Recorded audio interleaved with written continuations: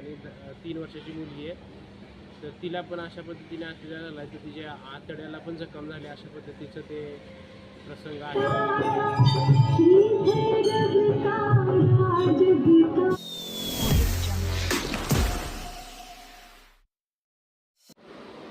तर हॅलो नमस्कार मित्रांनो, स्वागत आहे तुमचं आजच्या आपल्या नवीन ब्लॉगमध्ये.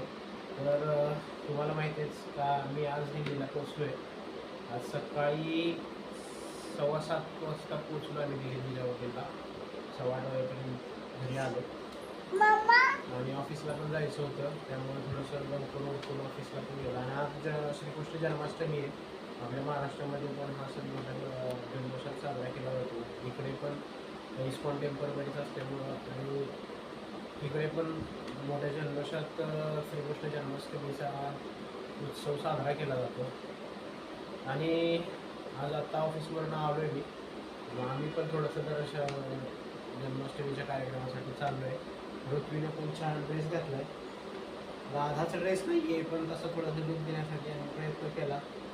मग असा ड्रेस आहे तसंच घातला आहे. ॲक्च्युली घ्यायचा होता, पण थोडंसं अचानक लक्षातच नव्हतं जन्माष्टमी जवळ आले, त्यामुळे तरीला पण एक ड्रेस राधाचा घ्यायचा होता. मग आपण तो घेऊया पुढच्या वेळेस. तर आपल्याला ऋत्वी राधाच्या ड्रेसमध्ये दिसेल नक्कीच. तर ठीक आहे, मग चला दर्शनाला जाऊयात आपण. चलो चालायचं का? मम्माला घ्यायचं का? आपणच जायचं? हां, मम्माला घ्यायचं. चलो चल.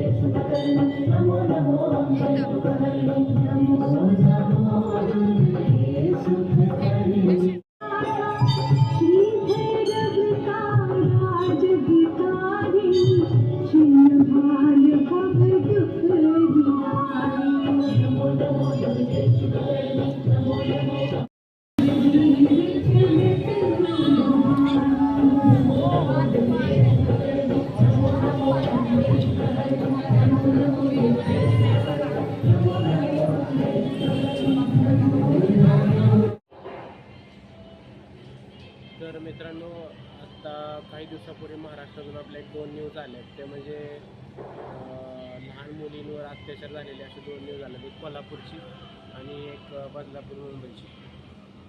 तर त्या कोल्हापूरच्या ठिकाणी तर त्या मुलीचा मृत्यू पण झालेला आहे. छोटी 10 वर्षाची काहीतरी मुलगी होती, तिचा मृत्यू पण झालेला आहे. आणि बदलापूरच्या ठिकाणी 3 वर्षाची मुलगी आहे. तर तिला पण अशा पद्धतीने अत्याचार झाला तर तिच्या आतड्याला पण जखम झाली. अशा पद्धतीचं ते प्रसंग आहे. तर मला वाटतं आपण आपल्या लहान मुलींची पण काळजी त्याच पद्धतीने घेतली पाहिजे. आणि ॲक्च्युली बदलापूरचं जे प्रकरण आहे, ज्या ठिकाणी अत्याचार झाला असं कळतं आहे, त्या ठिकाणी CCTV तिथले बंद पडलेत, असं फुटेज पण नाही आहे त्यांच्याकडे. अशी परिस्थिती आहे. त्यामुळं नक्की समजत पण नाही आहे की नक्की झालं होतं काय.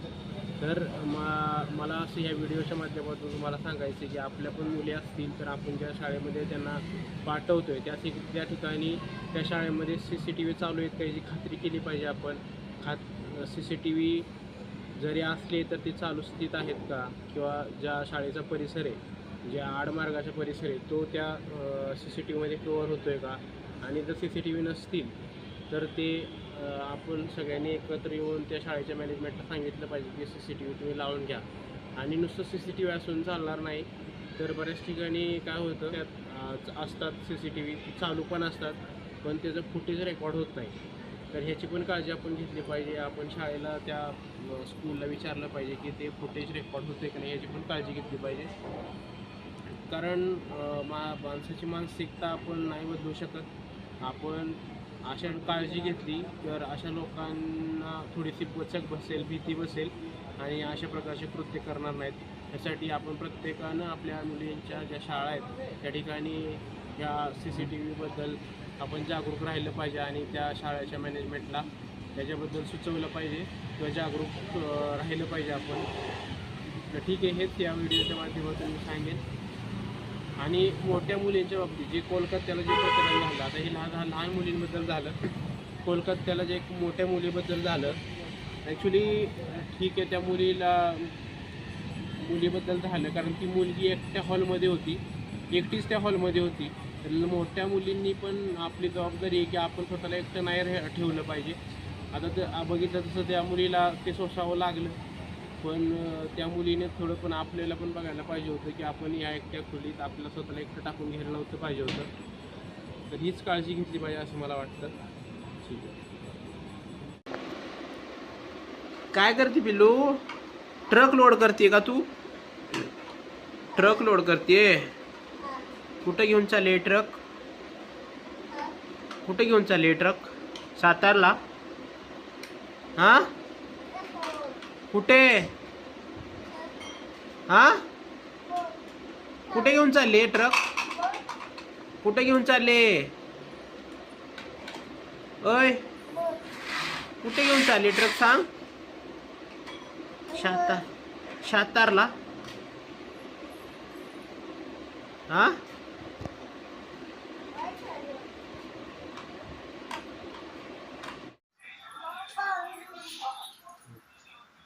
तर मित्रांनो, जन्माष्टमीचं कार्यक्रमाला आम्ही गावाला दर्शन घेऊन आलोय.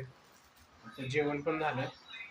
आईने आळूची वडी पाठवली होती, ती थोडीशी परतून आळूची वडी जेवणासाठी गेली होती आम्ही. आणि वरण वगैरे पण केलं होतं. अजून आळूच्या वडीची आळूची पानं पण आणलेली आहे, ती पण करायची. तर ठीक आहे, मग आजचा व्लॉग क्लोज करूया. भेटूया पुढच्या व्लॉगमध्ये. Peace.